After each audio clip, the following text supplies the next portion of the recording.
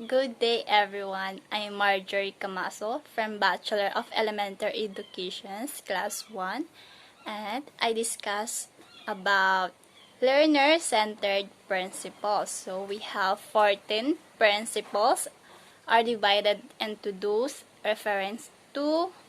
So the number 1 is cognitive and metacognitive factors. And the second is motivational and affective factors. And the third, developmental and social factor. And the last is individual differences factors. So, influencing learners and learning. So, finally, the principles are intended to apply to all learners, from children to teachers to administrators to parents and to community, so members involved in our educational system. So let's proceed.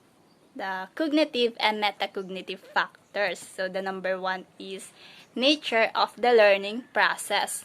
The learning of complex subject matter is most effective when it's an international process of constructing meaning from information and experiments. So there are different types of learning processes. For example, habit formation and motor learning, and learning that involves that generation of knowledge or cognitive skill and learning strategies. So learning is school emphasize that the use of international process that students use to construct meaning from information, experiments, and their own thoughts and beliefs. So successful learners are active, goal-directed, self-regulating, and assume responsible for contributing to their own learning. And the number 2 is goal of the learning process.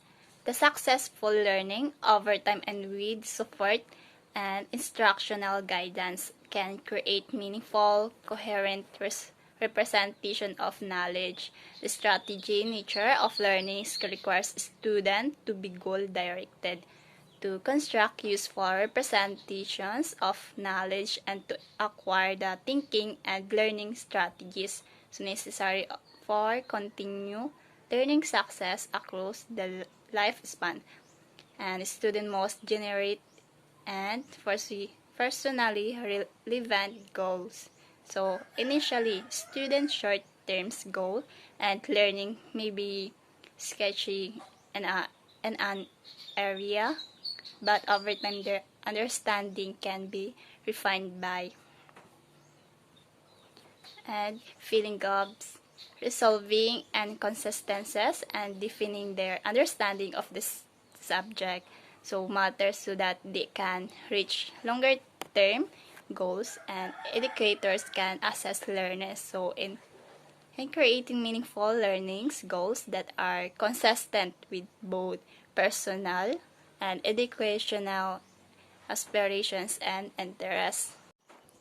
And then number 3, constructions of knowledge. So the successful learner can link new informations with existing knowledge in meaningful ways. So knowledge widens and defends as students continue to build links between new information and experiments and their existing knowledge base. So the nature of this link can take a variety of forms, such as adding to, modifying, or recognizing existing knowledge or skills. So how this link may or need or develop may vary in different subject areas. So and among students with varying talents and interests and abilities. So whatever, unless new knowledge become integrated with the learner's prior knowledge and understanding. So this new knowledge remains isolated, cannot be used most effectively in new tasks, and does not readily transfer to new situations. And educators can assess learners and acquiring and integrated knowledge by a number of strategies that have been shown to be effective with learners of varying abilities such as concept um, mapping and thematic organization of categories.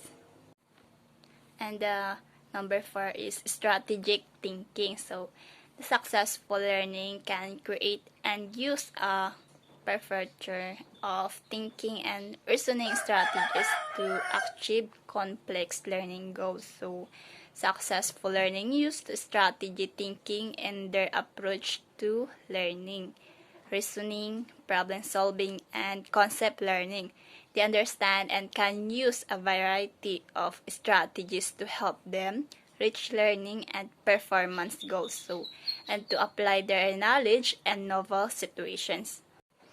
And the number 5 is thinking about thinking. So higher order strategy for selecting and monitoring mental operation facilitate creative and critical thinking. So successful learners can reflect on how they are think and learn. So set reasonable learning or performance goals. So select potentially appropriate learning strategies or method, and monitoring their progress toward this goal. So, in additional successful learners know how to do if a problem occurs or if they are not making sufficient or timely progress toward a goal.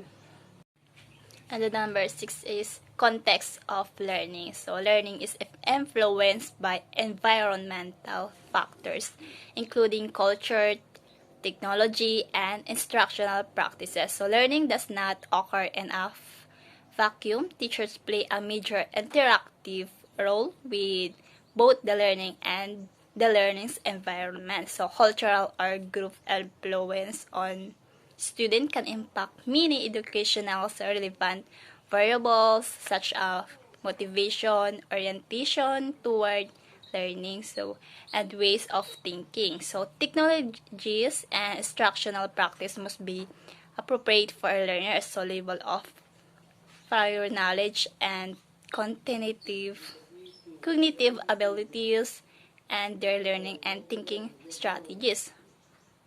So the classroom environment, particularly the grade to which is nurturing or not, can also have significant or effect on student learning.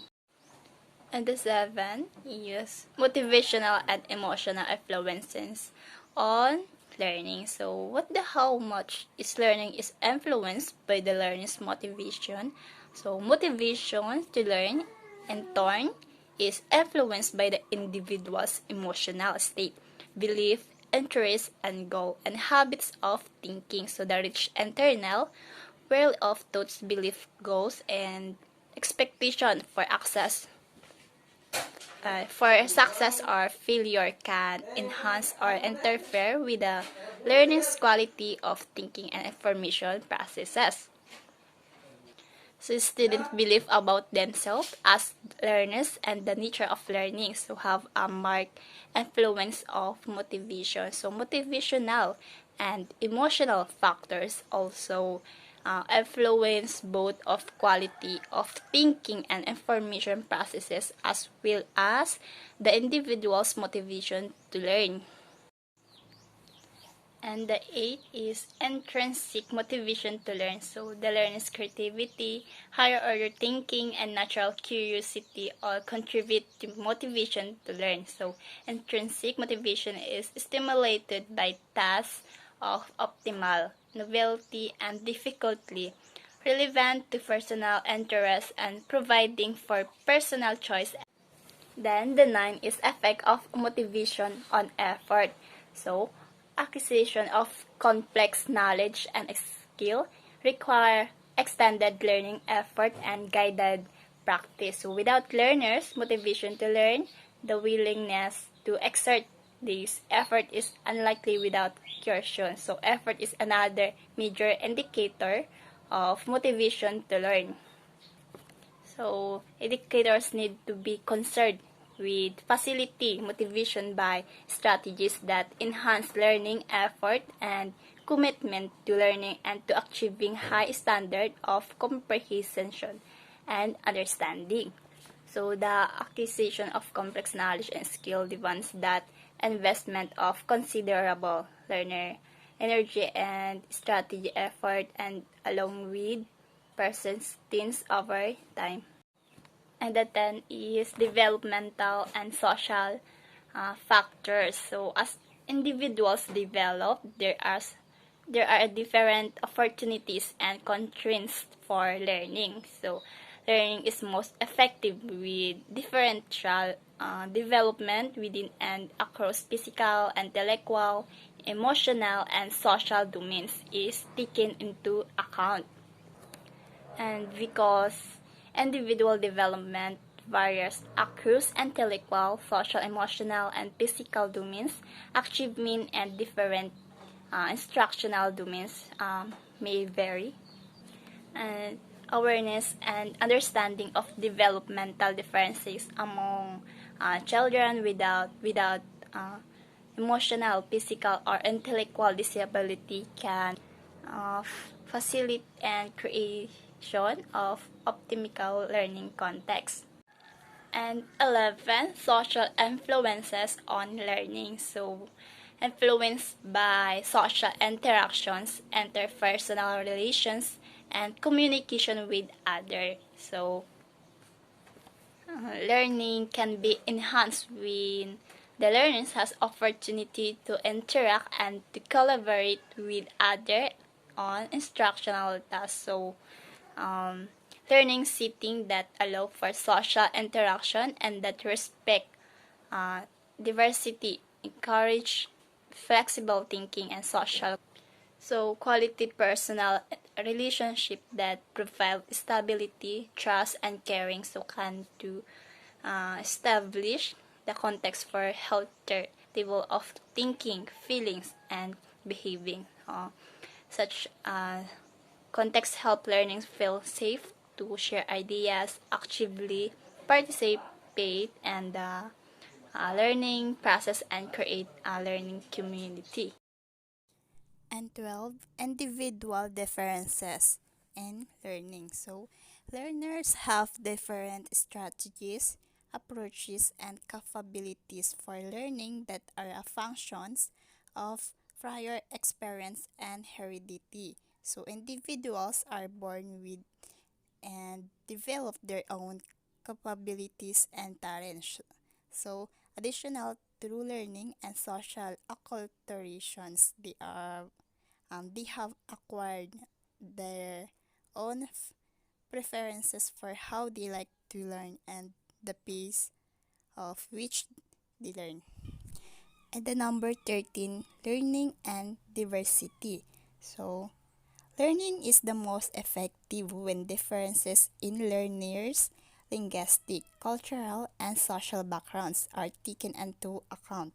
The same basic principles of learning, motivation, and effective instruction apply to all learners. So, however, language, ethnicity, race, belief, and socioeconomic status all can influence their learning. So, careful and then attention to these factors in the instructional setting in chances of possibility for designing and implementing appropriate learning environment. And the last is 14, standards and assessment. So, setting appropriately high and challenging standards and assessing that learning as well as learning progress. So, including diagnostic, process, and outcome assessment are integral parts of the learning process. So, assessment provide important information to both the learners and teachers. So, at all stage of the learning process. So, effective learning takes place when learning feel challenged to work towards appropriate high goals. Therefore, appraisal of the learning's cognitive strength and weakness, so as well as current knowledge and skill is important for the selection of instructional materials of an optimal degree of difficulty.